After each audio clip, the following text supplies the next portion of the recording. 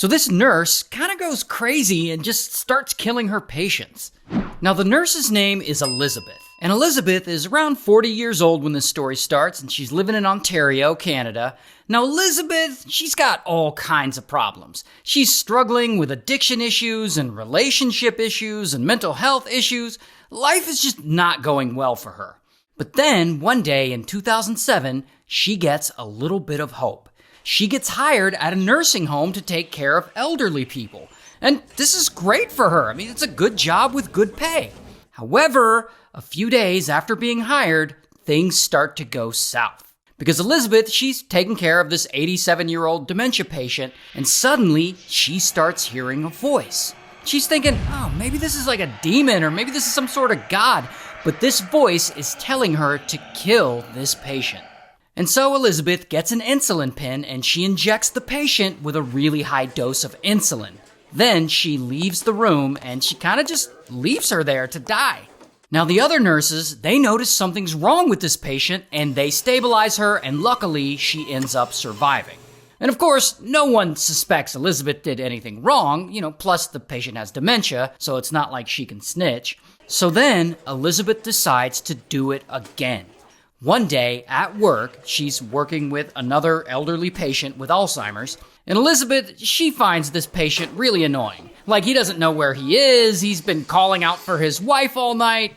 It's actually really sad. But Elizabeth starts getting that feeling again, that devil talking to her, or however she describes it.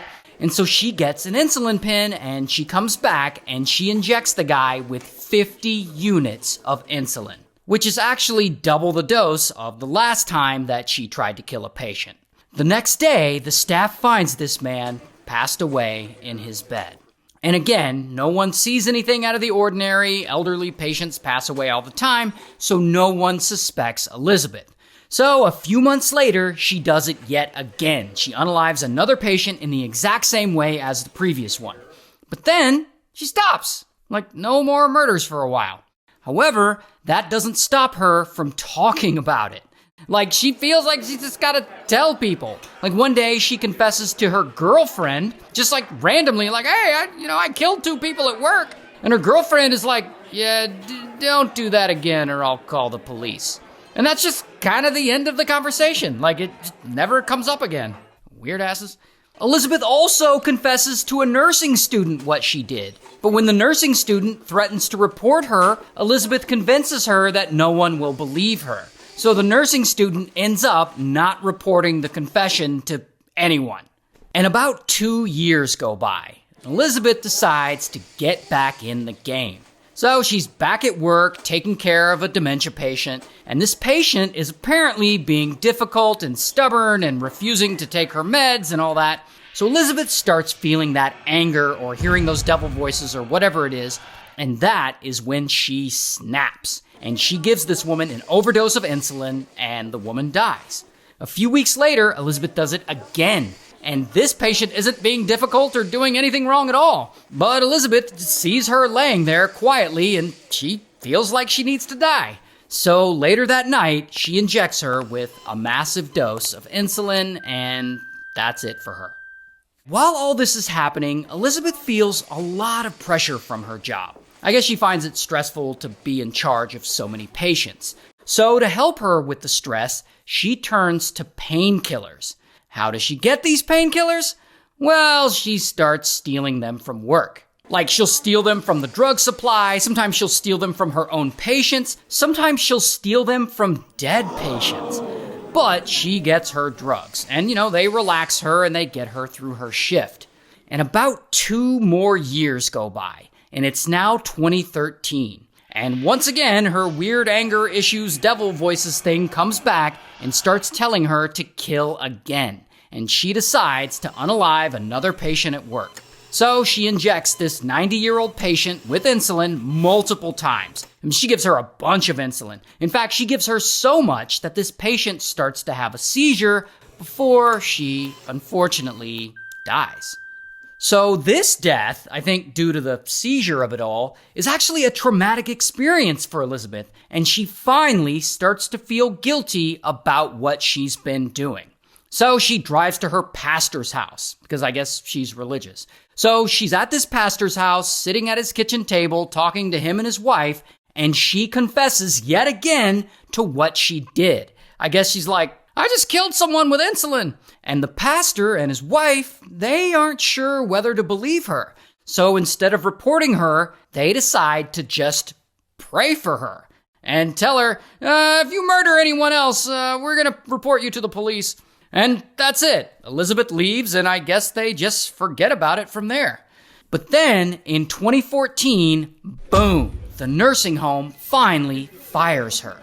But not for killing patients. She actually had a record of showing up to work drunk. She was suspended from the job 4 times for medication-related errors, and then she got caught giving the wrong medication to a patient.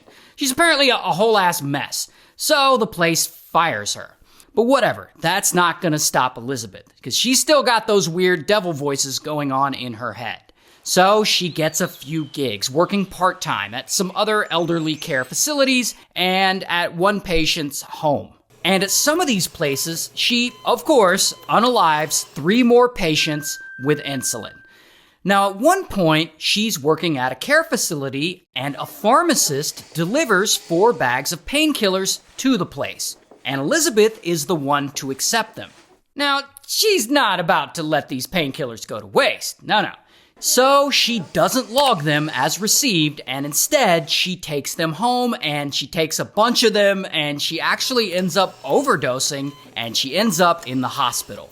And because of this overdose, she decides to quit nursing completely and she checks herself into a rehab for a while. After rehab, she gets offered a new job at a school program to work with school-aged children who have diabetes. And to be fair, Elizabeth does have a lot of experience with insulin. Now, I don't know where this woman's morals lie because, she keeps murdering elderly people, but she also does appear to have some sort of guilty conscience. And she actually gets worried that if she works around these diabetic kids, that she won't be able to control her impulses and that she might hurt one of the kids. And so, luckily, she passes on this job offer. And she decides to confess again. This time, she goes and talks to a lawyer. And I guess she's like, I killed a bunch of people. What do I do? And the lawyer's like, take your secrets to the grave, lady. So that doesn't work. So then she calls Narcotics Anonymous and says, I killed a bunch of people. What do I do? But I guess they don't believe her either. So no one believes her. But then in 2016, she checks herself into rehab again. And this time she's determined to get someone to believe her.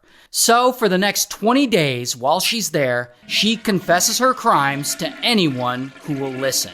Patients, assistants, the psychiatrist, and the staff finally reports her to police, which is exactly what she wanted. And so, bam, she gets arrested. And I don't have a mugshot, but here is a picture of her getting arrested.